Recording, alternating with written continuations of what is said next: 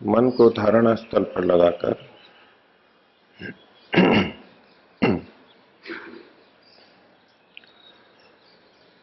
सर्वव्यापक, निराकार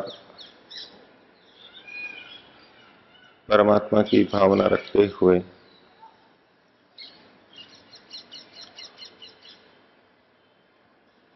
स्वयं आत्मा को भी निराकार एकदेशी स्वीकारते हुए स्वयं को सर्वव्यापक परमात्मा में डूबा हुआ निमग्न देखते हुए ओम का उच्चारण करेंगे। श्वास भरें।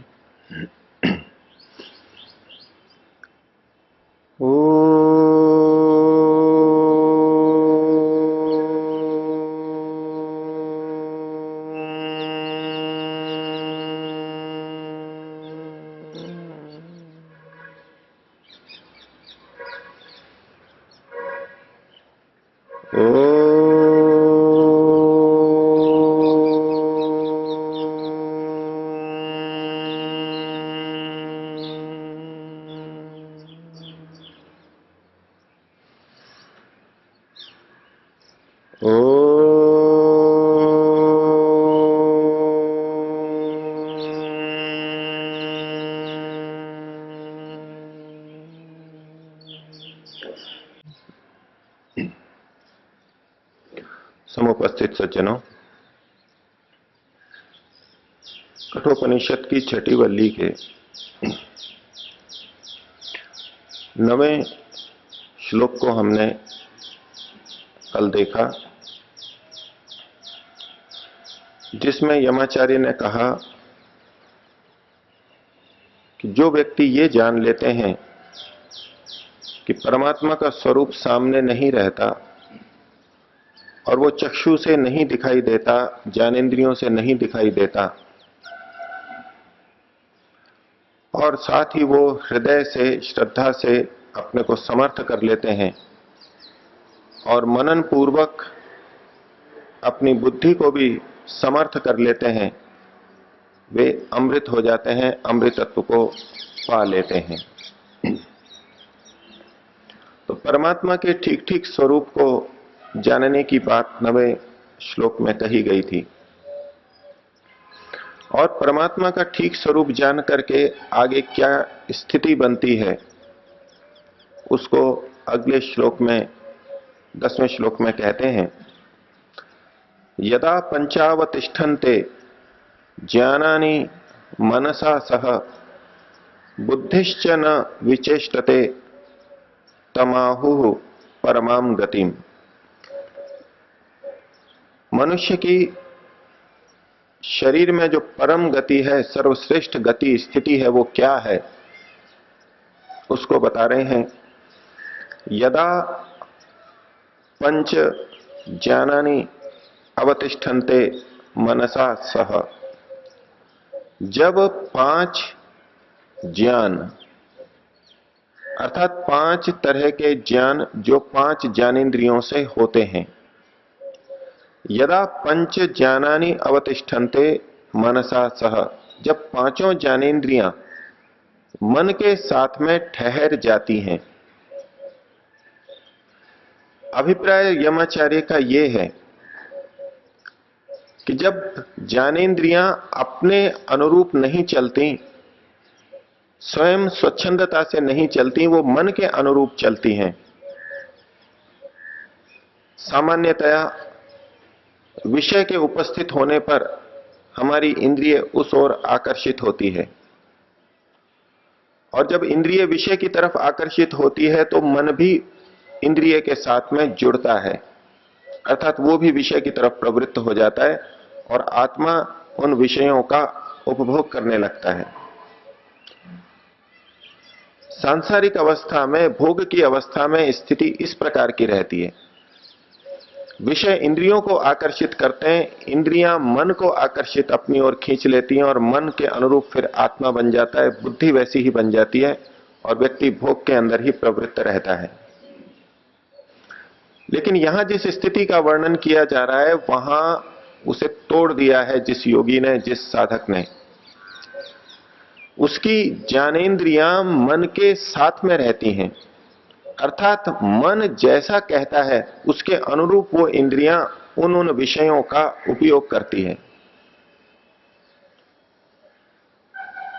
बुद्धि से जैसा निश्चय हुआ, ठीक ठीक निश्चय हुआ, उसके अनुरूप मन अब इंद्रियों को प्रेरित करेगा और व्यक्ति, वो योगी, वो साधक उन विषयों के साथ में उपयोग के लिए संपर्क करेगा।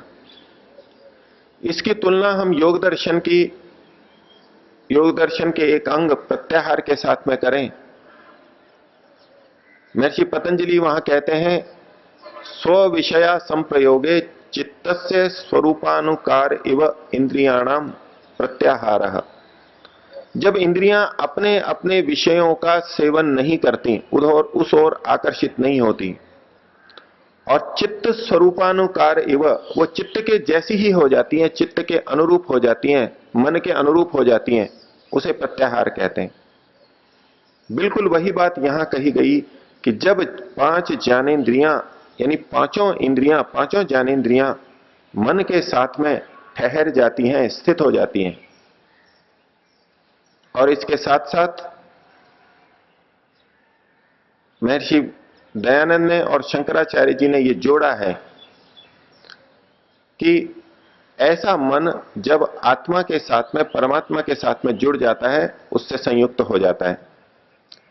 इंद्रियां मन के साथ में स्थित हो गई और मन आत्मा में लग गया, परमात्मा में लग गया। उस स्थिति में यमाचार्य एक परम गति को, परम स्थिति को बता रहे हैं। मनुष्य के शरीर में सर्वोत्कृष्ट स्थिति क्या होती है?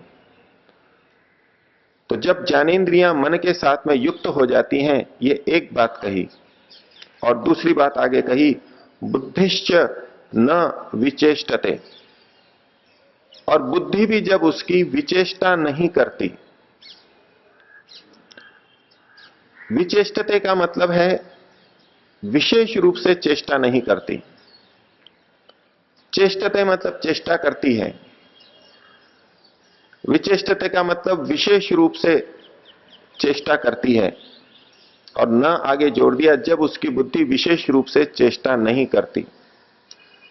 जब हम भौतिक जगत में, सांसारिक स्थिति में जीते हैं, तब हमारी बुद्धि विशेष रूप से चेष्टा करती है, अर्थात भिन्न भिन्न विषयों में जाती है, इधर उधर लगती रहती है, वृत्तियां बहुत अधिक उठती हैं।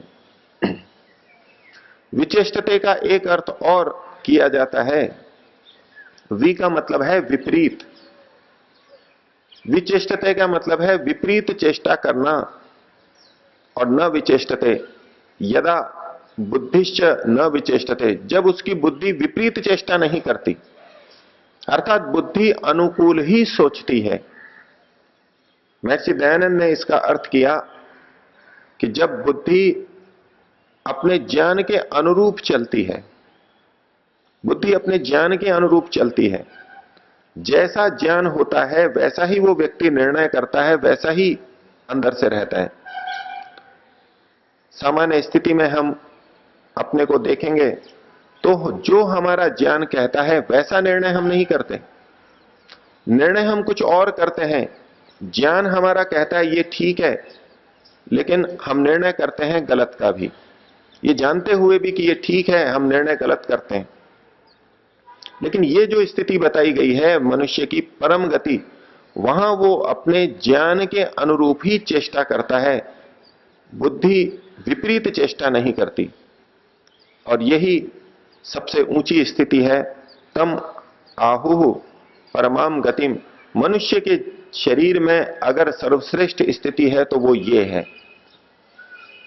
अन्य अनेक उत्कर्ष मनुष्य शरीर में हो सकते हैं, शरीर का, ज्ञान का, पद का, प्रतिष्ठा का, धन का, अन्य विभिन्न वैभव हो सकते हैं, लेकिन आध्यात्मिक दृष्टि से, यमाचार्य की दृष्टि से मनुष्य की परम गति तो वही है जब इंद्रियां मन के साथ में युक्त हो जाएं और बुद्धि विपरीत चेष्टा न करे, ज्ञान के अनुरूप ही चले। ये परम गति बताई गई, ये योगियों की स्थिति बताई।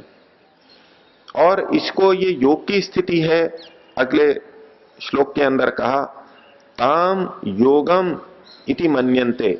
ये जो स्थिति कही गई इसी को योग कहा गया है। योगश्चित्त वृत्ति निरोधक जाकर के यहीं इसी स्थिति में पहुंचेगा। प्रत्याहार के बाद में जब बुद्धि की विचेष्टा समाप्त हो जाएगी, वृत्तियां समाप्त होंगी, उसे ही योग कहते हैं। तो 11वें श्लोक में कहा ताम योगम इति मन्यन्ते, उसी को योग कहा गया। शंकराचार्य यहां इसकी विचित्रता बताते हैं, कहते हैं कि इंद्रियां विषयों से अलग हुई हैं, अर्थात वियोग हुआ है। हुआ तो वियोग है, लेकिन इसको योग संज्ञा, योग नाम से कहा गया है। संसार से वियोग हुआ है, लेकिन परमात्मा से, आत्मा से, आंतरिक दृष्टि से योग हुआ है। तो इंद्रियों से वियोग होना ही योग की स्थिति में पहुंचना है। तो कहा ताम योगम इति मन्यन्ते, इसको योग कहते हैं। और इसमें क्या होता है? स्थिराम इंद्रिय धारणाम, ये वो स्थिति है जहां इंद्रियों को स्थिरता से धारण किया जाता है। इंद्रियां पूरी तरह स्थिर हो जाती हैं, धारणा की स्थिति बनती है। इंद्रियों को धारण करने वाली जो ये स्थिति है उसे योग कहते हैं। सब गतिविधियों से मन एकाग्र हो गया, इंद्रिय एकाग्र हो गई, बुद्धि भी एकाग्र हो गई, तो इसको इंद्रियों को धारण करने वाली स्थिति को योग कहते हैं। आगे कहा अप्रमत्तस तदा भवति, तब वो व्यक्ति, ये मनुष्य अप्रमत्त होता है। प्रमत्त उसे कहते हैं जो पागल हो जाता है, विक्षिप्त हो जाता है, उसे प्रमत्त बोलते हैं। यमाचार्य की दृष्टि में जब व्यक्ति इस परम गति को प्राप्त करता है तब अप्रमत्त होता है। उससे पहले हमारी सबकी स्थिति प्रमत्त की समान है। हम प्रमाद की तरह, पागल की तरह इस जीवन को जी रहे हैं। क्योंकि पागल प्रमत्त वो होता है जिसे अपने हित का बोध नहीं होता, कुछ भी करता है। और हम जो अपना जीवन जी रहे हैं, समाधि से निचली स्थिति में जो भी सब हैं, वो एक तरह से प्रमाद की स्थिति में, प्रमत्त की, पागल की स्थिति में जी रहे हैं। क्योंकि हम अपना अहित करते रहते हैं। जो अपनी समझ से काम ले उसे हम समझदार कहते हैं। जो अपने भले बुरे को समझे उसे समझदार कहते हैं, बुद्धिमान कहते हैं। और जो अपने भले बुरे को ना समझे उसे हम पागल कहते हैं, मूर्ख कहते हैं। तो लौकिक दृष्टि से भले ही हम समझदार हैं, लेकिन आध्यात्मिक दृष्टि से हम प्रमत्त बने हुए हैं। और जब व्यक्ति इस परम गति को प्राप्त करता है तब वो अप्रमत्त होता है। पूरा सावधान वो तब होता है, नहीं तो हम असावधान रहते हैं। प्रमत्त शब्द जो बना वो मदि हर्षे धातु से बना है।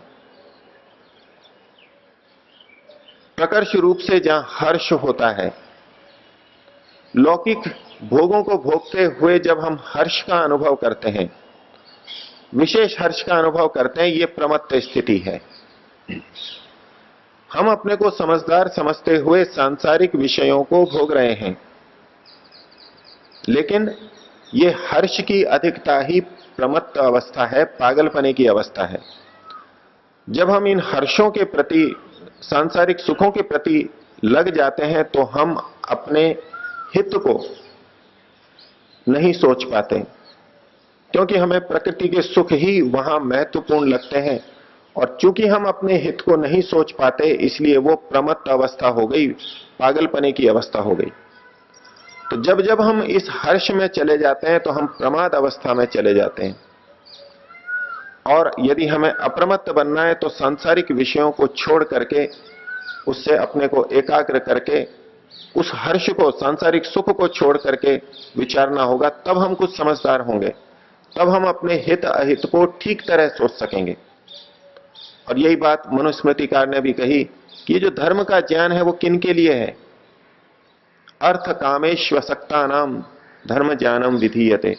जो अर्थ और काम में आसक्त नहीं है उसके लिए धर्म का उपदेश है, क्योंकि समझदार तो वो तभी बनेगा, अपने हित की बात तो वो तभी सोच पाएगा। और धर्म हित की बात कहता है। प्रमत्त व्यक्ति, भोगों में फंसा हुआ व्यक्ति अपने हित की बात नहीं सोच सकता, उसको वो हित दिखाई ही नहीं देगा, उसको धर्म की बात, हित की बात अच्छी लगेगी ही नहीं। इसलिए कहा अप्रमत्तस तदा भवति, उस स्थिति में ये व्यक्ति अप्रमत्त हो जाता है और यही परम गति है। और फिर एक परिभाषा और दे दी कि योग किसे कहते हैं। योगो ही प्रभवाप्ययौ। योग क्या है? प्रभव और अप्यय, ये ही योग है। प्रभव का मतलब है उत्पत्ति और अप्यय का मतलब है नाश। उत्पत्ति होना, उद्भव होना और नाश होना, यही योग है। बड़ी विचित्र बात यहां पर कह दी गई। जिन दो श्लोकों को अभी हम देख रहे हैं 10वें और 11वें में, वहां सब जगह किसी न किसी स्थिरता की बात कही गई। और यहां योग की परिभाषा प्रभव और अप्यय जिसमें होते रहते हैं, उत्पत्ति और विनाश जिसमें होते रहते हैं, यानी अस्थिरता जिसमें होती है, उसको योग कहा जा रहा है। और उपनिषद बड़े रहस्यवादी हैं, लेकिन तत्व तक हमारे को पहुंचा देते हैं। योग की परिभाषा सुनते सुनते योगश्च चित्त वृत्ति निरोधा, यानी स्थिरता वहां पर आ जाती है, एक एकाग्रता आ जाती है। ये हम मन में धारणा बना लेते हैं, विचार बना लेते हैं। यहां भी जो कहा कि यदा पंचावतिष्ठन्ते ज्ञानानि मनसा सह, पांचों ज्ञानेंद्रियां जब मन के साथ में स्थिर हो जाती हैं, टिक जाती हैं, तो यहां उत्पत्ति विनाश की बात नहीं, चंचलता की बात नहीं, एक स्थिरता की बात कही गई। और बुद्धिश्च न विचेष्टते, बुद्धि भी जब विपरीत चेष्टा नहीं करती, यहां भी स्थिरता की बात कही गई। और 11वें श्लोक में भी स्थिराम इंद्रिय धारणाम, ये इंद्रियों की धारणा स्थिर हो जाती है, ये बात कही गई। लेकिन फिर भी योग का स्वरूप बताते हुए कहा योगो ही प्रभवाप्ययो, योग तो प्रभव और अप्यय चलने वाली स्थिति है। संसार में, समाज के अंदर आप देखेंगे योग का स्वरूप भिन्न भिन्न संस्थाओं के द्वारा, भिन्न भिन्न उपदेशकों के द्वारा प्रस्तुत किया जाता है। एक स्वरूप यह भी प्रस्तुत किया जाता है कि समाधि क्या है, योग क्या है, सब कुछ शून्य हो जाना, किसी वृत्तियों का पूरी तरह से रुक जाना। वो शून्य समाधि की बात करते हैं, जहां कुछ भी परिवर्तन न हो, सब कुछ स्थिर हो जाए, वो योग है। जैसे कि मन को बिल्कुल निश्चेष्ट कर दिया गया हो, योग को इसी रूप में प्रस्तुत किया जाता है। लेकिन यमाचार्य कहते हैं योगो ही प्रभवाप्ययो, योग में तो प्रभव और अप्यय, उत्पत्ति और विनाश सतत होगा।